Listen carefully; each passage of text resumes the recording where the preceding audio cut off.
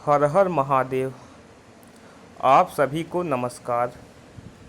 आज हमारे चर्चा का विषय महादशा का फल कथन हम किस प्रकार से करते हैं, किस ग्रह की दशा अच्छी जाएगी एवं किस ग्रह की दशा बुरी जाएगी, एवं ग्रहों का दशा का फल कथन कैसे देखते हैं। इस वीडियो के माध्यम से आप संपूर्ण तरीके से समझ पाओगे। मुख्यतः हम दो प्रकार की दशाएं देखते हैं, पहला विषमोत्तरी महादशा और दूसरा योगिनी दशा। तो ये पत्रिका का आप जन्म तिथि नोट करिए, 22 जनवरी 1996 इनका डेट ऑफ बर्थ है। समय है 8:05 सुबह के, वाराणसी का ही जन्म है। इनकी पत्रिका मकर लगन की है एवं लगन के स्वामी शनि धन भाव में स्थित हैं। तो आज हमारी चर्चा का विषय महादशा है, तो सिर्फ और सिर्फ हमारा पूरा ध्यान महादशा के ऊपर केंद्रित रहेगा कि किस प्रकार से फल कथन देखते हैं। उससे पहले कुछ सामान्य नियम एवं सूत्र आप लोगों को मैं बताना चाहूँगा। महादशा का फल कथन में कुछ नियम होते हैं, जैसे लगनेश, पंचमेश, नवमेश। ये तीनों आपस में मित्र हैं जिन्हें सहधर्मी कहते हैं, सहधर्मी। तो अगर एक एग्जाम्पल के रूप में आपको बताऊं तो लगनेश की महादशा में पंचमेश की अंतर्दशा, नवमेश की अंतर्दशा अति शुभ फलदायी रहेगी। परंतु ये सामान्य सूत्र है, अगर पंचमेश और नवमेश पीड़ित होते हैं किसी भी प्रकार से तो कुछ कष्ट हो सकती है।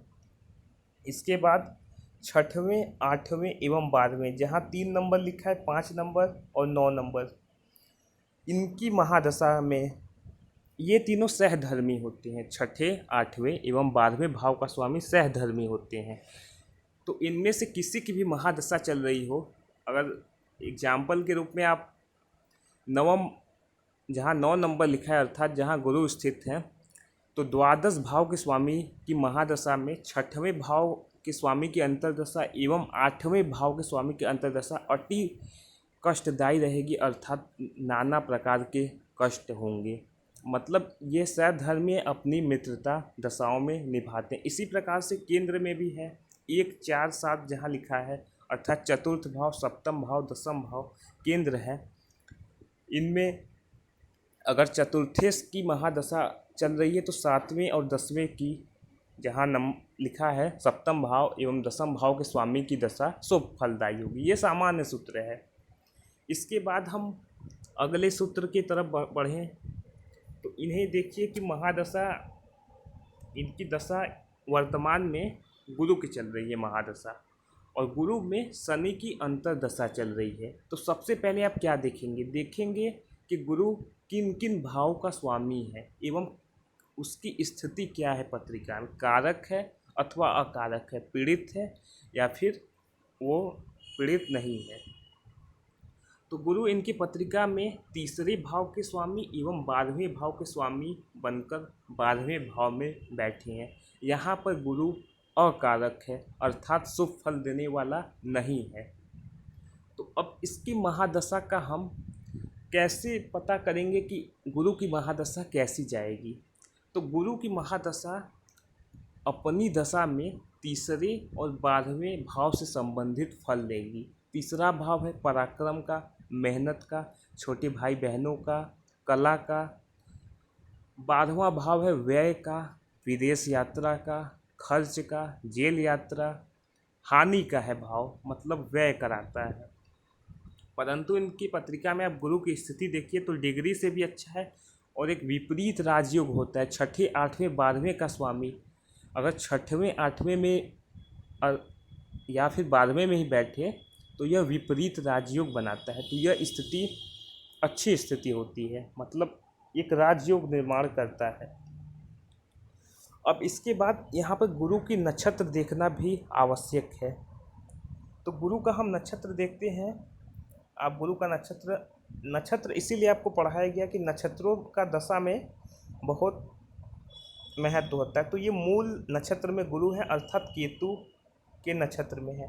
तो गुरु से केतु का जो आप यहाँ से गिनेंगे तो चौथे और 10वें का संबंध बन रहा है, 9, 10, 11, 12, और केतु से गिनेंगे तो 10 भाव आगे है, तो ये केंद्र का संबंध बन रहा है। तो इस प्रकार से आप देखेंगे इनकी दशा चौथे और 10वें मतलब अर्थात केंद्र शुभ भाव होते हैं। तो ये दशा कुल मिला जुलाकर अकारक होते हुए भी गुरु शुभ फलदायी रहेगी। इसके बाद गुरु में वर्तमान में शनि की अंतर्दशा चल रही है।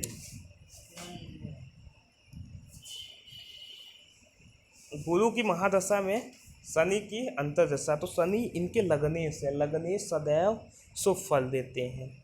लग्नेश और इस पत्रिका में धनेश है, अर्थात इनके स्वास्थ्य के स्वामी, इनके पर्सनालिटी, इनकी योग्यता, इनकी क्षमता के स्वामी हैं, और धन के स्वामी है, वाणी के स्वामी है, परिवार के, कुटुंब के। दूसरे भाव से हम इन 4-5 चीज़ों का विचार करते हैं।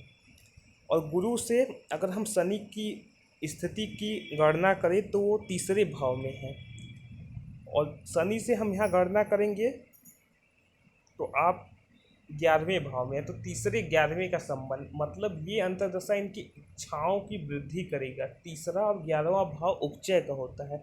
यह व्यक्ति के जीवन में अत्यधिक इच्छा, नए नए इच्छाओं की पूर्ति करने का विचार लाती है। मतलब नाना प्रकार की इच्छाएं आएंगी इस अंतर्दशा में। परंतु लग्नेश की दशा सदैव शुभ होती है, वृद्धि करती है, जीवन में विकास करती है। इसी तरह बाकी की अंतर्दशाओं का फल भी आप देख सकते हैं। गुरु में बुध की अंतर्दशा देखने के लिए गुरु से बुध की स्थिति देखिए। बुध किन किन भाव का स्वामी है? 6वें भाव का स्वामी है, 9वें भाव का स्वामी है, त्रिकोण का स्वामी। इसलिए यह अंतर्दशा भी इनके लिए शुभ फलदायक रहेगी। भाग्य में वृद्धि होगा, विदेश यात्राएं के योग बनते हैं। और एक महत्वपूर्ण बात होती है कि ग्रहों की तात्कालिक मैत्री अवश्य देखनी चाहिए कि कौन से ग्रह आपस में मित्र हैं और कौन से ग्रह आपस में शत्रु हैं। तो आप मैत्री चक्र में देखेंगे तो आप यहाँ पे देख पाएंगे कि तात्कालिक मैत्री कैसे। तो गुरु के यहाँ पर हम देख सकते हैं सभी मित्र हैं, सूर्य से लेकर शनि तक सभी मित्र हैं। 3 भाव आगे एवं 3 भाव पीछे के ग्रह मित्र होते हैं, यह सामान्य नियम है। वही पंचधा मैत्री में देखें तो सूर्य, मंगल अति मित्र हैं, वही बाकी सभी मित्र हैं। तो कुल मिला जुला कर गुरु अकारक होते हुए भी अपनी अंतर्दशा में वृद्धि कराएगा। बाकी शुभ ग्रहों के अंतर्दशा में भाग्य की वृद्धि होगी, व्यक्ति के जीवन में सफलताएं आएंगी। तो इस प्रकार से आप दशाओं का फल कथन कर सकते हैं।